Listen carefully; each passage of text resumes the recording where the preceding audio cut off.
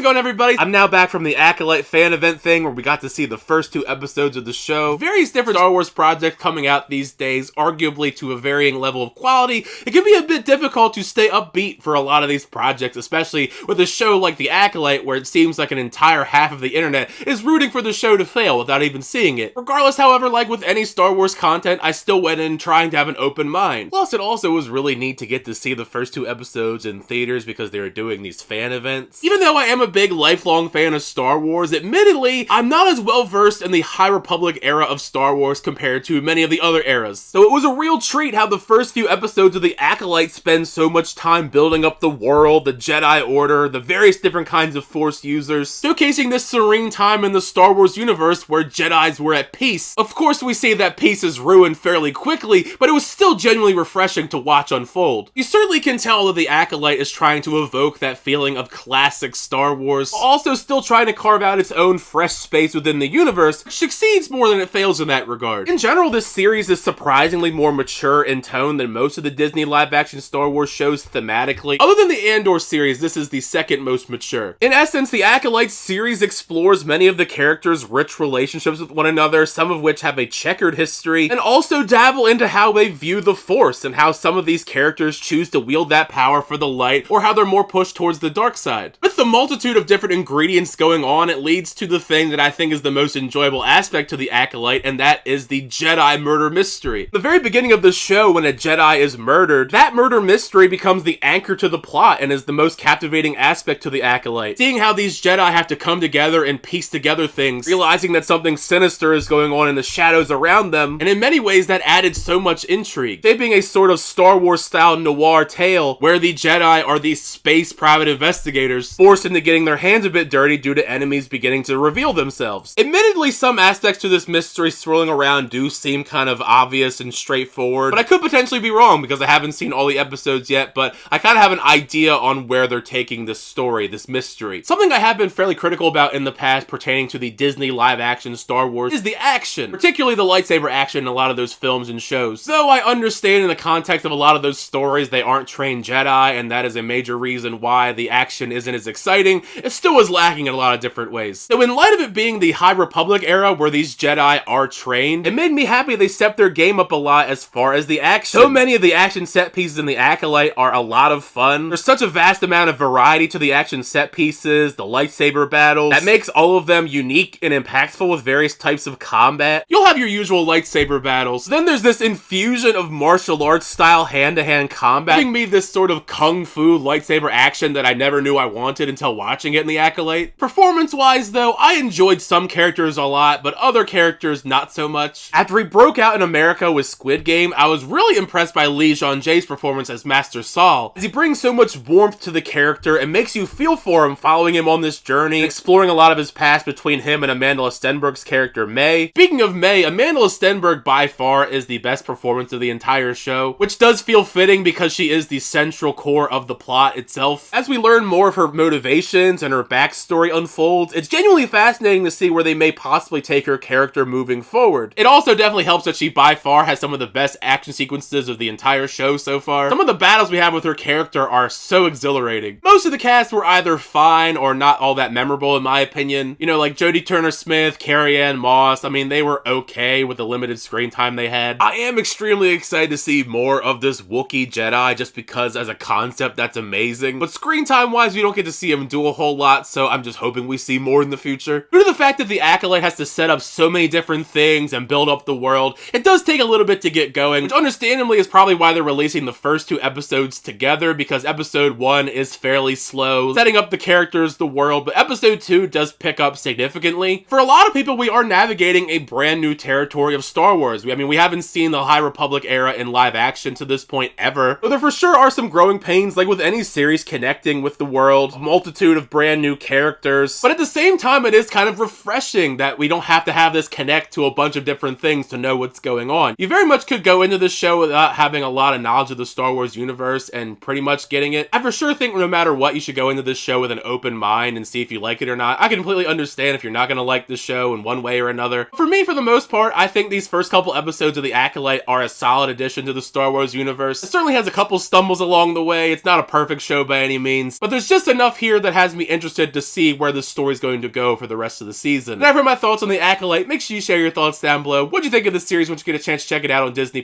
Did you like the series? Did you not like the series? Share your thoughts down below, because the fun is that conversation with you guys in the comments section. Thank you guys, as always, checking out videos. I always do appreciate it. Make sure to like on the video and also subscribe to the channel to update reviews, reactions, unboxings, and more. Till next time, I'll see you guys later.